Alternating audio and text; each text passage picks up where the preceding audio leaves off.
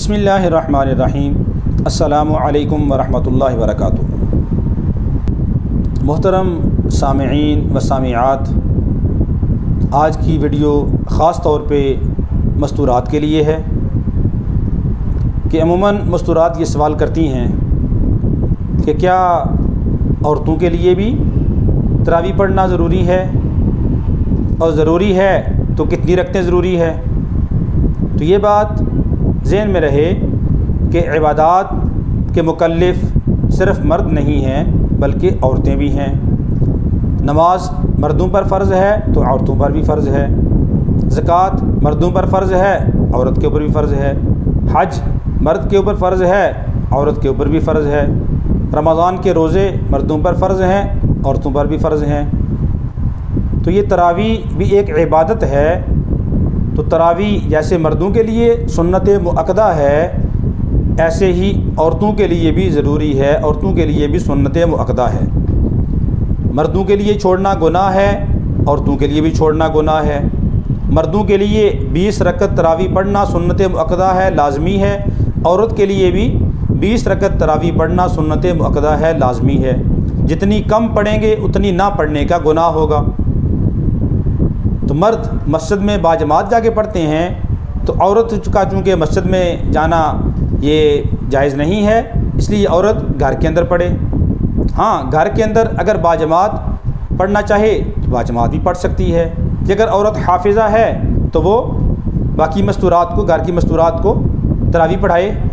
और जैसे इमाम मर्दों का आगे खड़ा होता है, औरत अगर इमाम बनती है तो वो आगे खड़ी नहीं होगी, बल्कि वो सफ़ के बीच में ही खड़ी होगी, दरमियान में खड़ी हो जाए सफ़ के। यानी जैसे बाकी सफ़ के अंदर औरतें खड़ी हैं, उन्हीं के बिल्कुल महाजात में बिल्कुल साथ ही खड़ी हो, लेकिन वो इमामत की नीयत कर ले और औरतें बाकी उसकी इक्तिदा में तरावी पढ़ लें। अगर वो कुरान सुनाना चाहे, हाफिज़ा है, तो वो 20 रकत तरावी पढ़ाए, जैसे मर्द पढ़ते हैं, अपना कुरान सुना दे।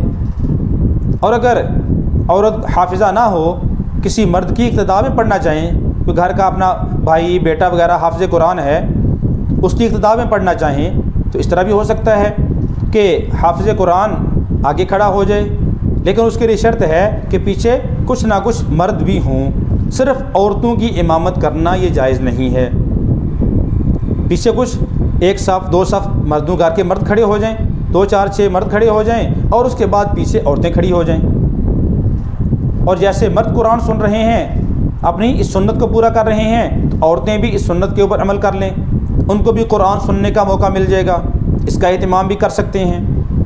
तो जैसे मर्दों के लिए 20 रकत तरावी पढ़ना ज़रूरी है, ऐसे ही औरत के लिए 20 रकत तरावी पढ़ना ज़रूरी है। और तरावी का बेहतर तरीका तो यही है कि 2-2 रकत करके पढ़ी जाए, यानी 10 सलाम के साथ 20 तरावी पढ़ी जाए। और तरावी का वक़्त इशा की नमाज़ के बाद होता है। इशा की नमाज़ से फ़र्ज़ से पहले तरावी नहीं हो सकती।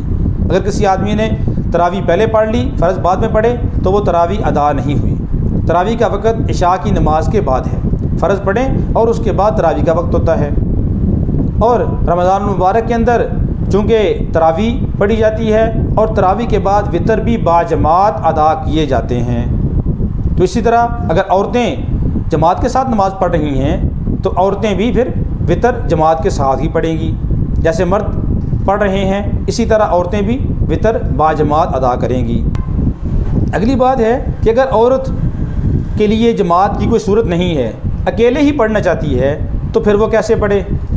अगर वो ख़ुद हाफिज़ा भी नहीं है, तो उसकी शक्ल ये है, उसकी सूरत ये है कि उसको जितनी सूरतें आती हैं, मिसाल के तौर पे 10 सूरतें आखिरी आती हैं, तो आखिरी 10 सूरतें वो 10 रकत में पढ़ ले, और फिर दोबारा 10 रकत के अंदर वही सूरतें पढ़ ले। और उसके तरतीब का ख्याल रखा जाए कि अगर मिसाल के तौर पे पहली सूरत के अंदर सूरह अलम तरा कैफ़ा पढ़ी है, दूसरी सूरत के अंदर पहली रकत के अंदर सूरह अलम तरा कैफ़ा पढ़ी है, तो दूसरी रकत के अंदर सूरतुल फील पढ़ ले।